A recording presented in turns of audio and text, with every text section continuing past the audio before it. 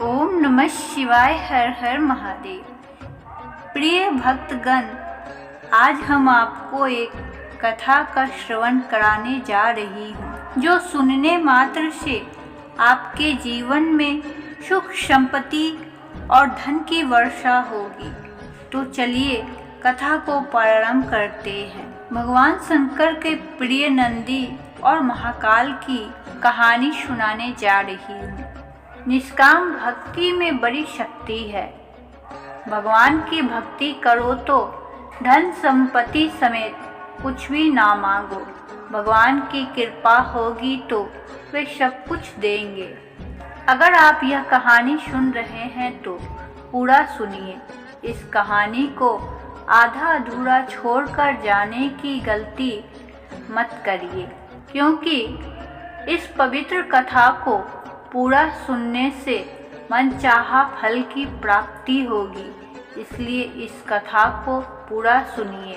आप शिव भक्त हैं तो भोलेनाथ का अनादर ना करें। प्राचीन समय में काशी के समीप एक नगरी थी जो जंगलों से घिरी हुई थी। इस नगरी में नंदी नाम के एक धनिक वैश्य रहते थे। वे धर्म कर्म में विश्वास करते थे और श्रद्धा भाव से भगवान का चिंतन करते थे। उनका नियम था कि वे जंगल के मंदिर में प्रतिदिन पूजा करने जाते थे, दान करते, गरीबों की सहायता करते। एक दिन की बात है, एक शिकारी उस मंदिर के समीप से गुजर रहा था। दोपहर की धूप तन जला रही थी। मंदिर के प्रांगण में छायादार वृक्ष और स्वच्छ सरोवर देखकर वह वहीं ठहर गया। तभी उसकी दृष्टि भगवान की मूर्ति पर पड़ी तो एकटक वह उस दिव्य स्वरूप में खो गया। जाने कहाँ से उसके अंतर मन में प्रेरणा हुई कि वह भगवान की पूजा करे। वह उठा और वहीं एक बेलपत्र पड़ा था, उठा लिया और अंदर पहुंचा। बेलपत्र को वहीं रखकर वह सरोवर से अंजलि भर पानी लाया। पानी से स्नान करा के उसने बेलपत्र चढ़ा दिया। फिर अपनी बुद्धि के अनुसार अपनी हथेली दांतों से काटकर रक्त चढ़ा दिया। पूजा से निवृत्त होकर वह पेड़ के नीचे लेटा तो उसे भूख प्यास नहीं लग रही थी, जबकि वह सुबह का भूखा था।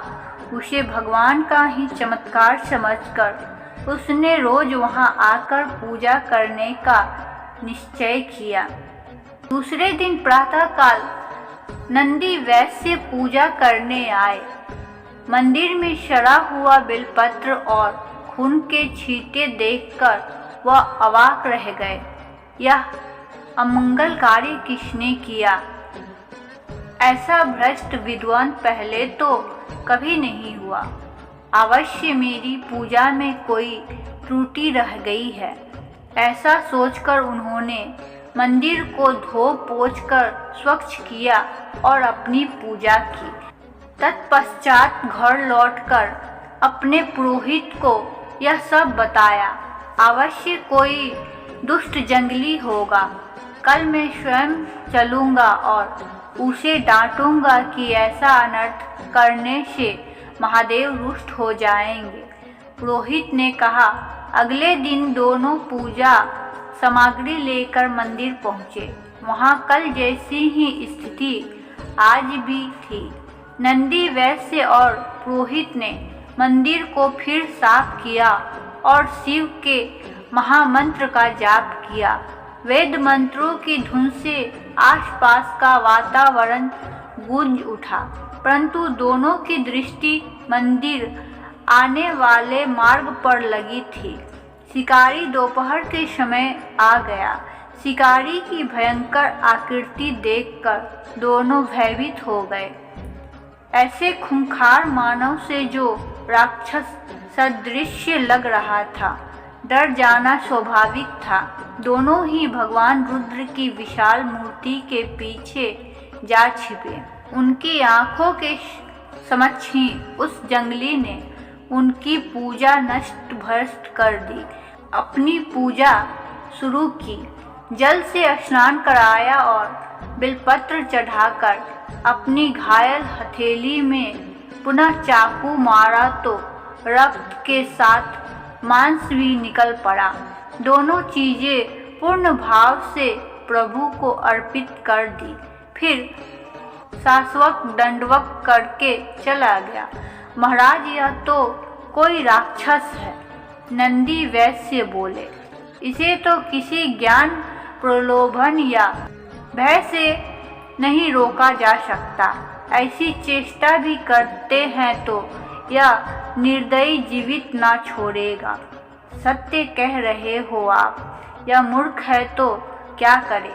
भगवान को यूं ही अपवित्र होने के लिए छोड़ दे। नहीं, इस समस्या का एक ही उपचार है। मूर्ति को यहाँ से ले चलो और अपने घर में स्थापित करो। दोनों ने यही निर्णय किया और घर लौट कर आए। नंदी वैश्य ने आधा दर्जन मजदूर लिए और बैलगाड़ी में बैठकर मंदिर जा पहुँचे। एक दुष्ट जंगली मंदिर को अपवित्र करता है, समझाने पर भी नहीं मानता, इसलिए मूर्ति को घर ले चलो। नंदी ने अपने मजदूरों से कहा। तत्काल मूर्ति को उखाड़ लिया गया और बैलगाड़ी में लादकर नगर में लाया गया। नंदी वैश्य ने पूर्ण विधि विधान से मूर्ति को वेद मंत्रोच्चार के साथ अपने घर में स्थापित किया। रात भर मूर्ति के समक्ष भजन कीर्तन होता रहा।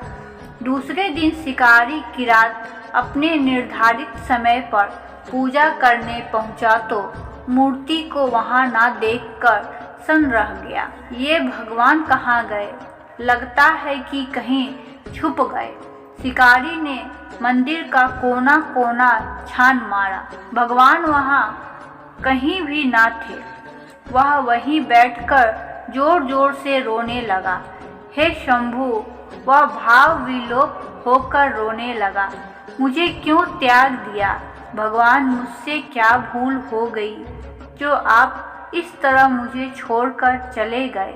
मैंने तो कोई अपराध नहीं किया। यदि भूलवश कोई अपराध हो भी गया है तो मुझे क्षमा कर दो प्रभु। मैं आपकी पूजा के लिए व्याकुल हूँ। भगवान वहाँ होते तब तो उत्तर देते। शिकारी ने उस मूर्ति स्थल को ही भगवान की संज्ञा दी और अपनी पूजा प्रारंभ कर दी। हे जगन्नाथ, बिना आराध्य के कैसे पूजा? परंतु मैं विवश हूँ, मेरा आवज्ञा नहीं रुकता। मेरी यह पूजा स्वीकार करो और तत्पश्चात मैं अपने प्राण त्याग दूंगा, क्योंकि बिना स्वामी के दास कैसे जीवित रह सकता है। उसने बिलपत्र और जल चढ़ाकर अपने हाथ से मांस काटकर रक्त सहित उसी स्थान पर समर्पित कर दिया जहाँ पहले मूर्ति थी। फिर सरोवर में स्नान करके अखंड ध्यान में बैठ गया। उसके हृदय में कोई कामना नहीं रही थी।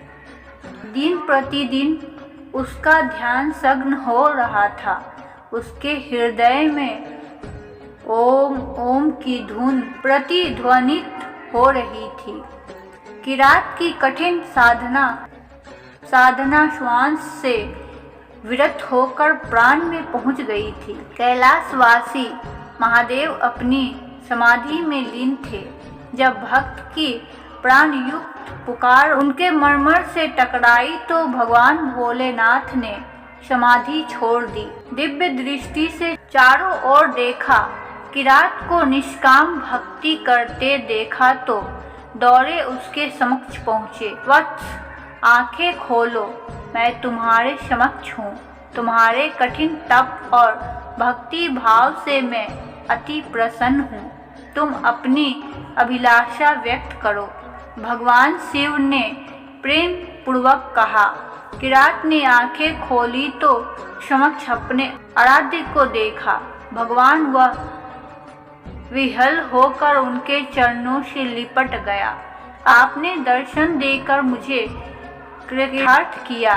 मैं सिर्फ इतनी अभिलाषा रखता हूँ कि मैं सदैव आपके ध्यान, भक्ति और सेवा में निरत रहूं। तथास्तु, आज से तुम मेरे पास दत्त हुए, मैं तुम्हें अपनी सेवा में लेता हूँ। किरात प्रसन्नता से नाच उठा। उसकी यह दशा देखकर भोले भंडारी भी डमरू बजाने लगे और सुंदर नृत्य कर उठे। उनका डमरू बजा तो देवी देवताओं ने भी अन्य वाद्य यंत्रों से अपनी आनंदपूर्ण स्थिति का आनंद बढ़ा दिया। तीनों लोकों में ओम ओम की प्रतिध्वनि हो रही थी। शंख, मृग, ढोल इत्यादि सुरीली लय से सर्वत्र आनंद उमड़ उठा। शिव भक्तों में तो जैसे आनंद की बाढ़ आ गई। चहुं ओर बम बम भोले गुंजमान हो रहा था। नंदी वैश्य भी अपने घर में बैठे थे। जब उन्होंने सुना कि जंगल वाले मंदिर पर स्वयं देवादिदेव डमरू बजाकर नृत्य कर रहे हैं तो वह नंगे पांवों ही दौड़े चले आए। मंदिर पर अपार भीड़ एकत्र थी। विहंगम दृश्य था।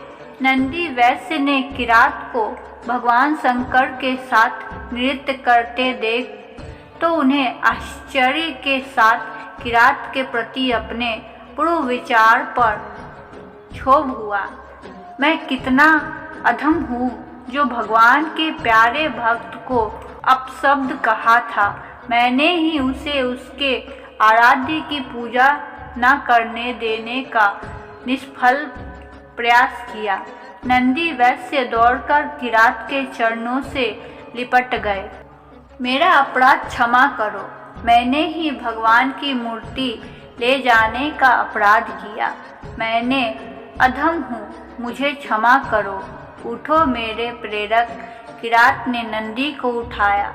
तुम्हारी ही कृपा से तो मुझे जैसे अब बुद्धि को भगवान के साक्षात दर्शन हुए।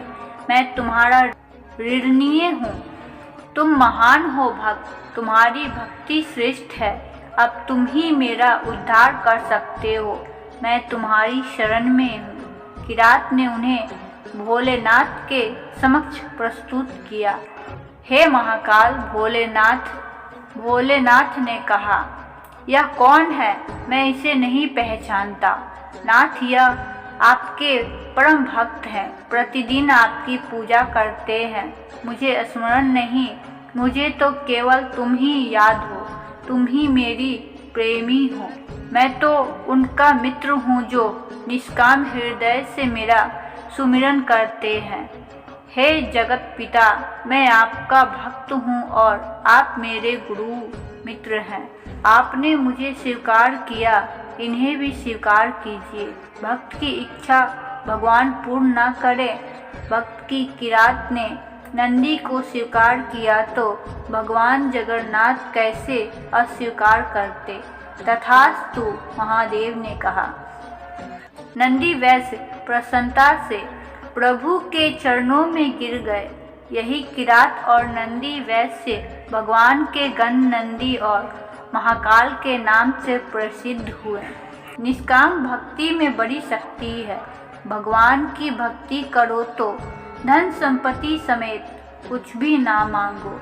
भगवान की कृपा तो धन संपदा समेत कुछ भी ना मांगो। भगवान की कृपा होगी तो वे सब कुछ देंगे। प्रेम से बोले हर हर महादेव। ओम नमः शिवाय। शिव शंभु भोलेनाथ की जय हो।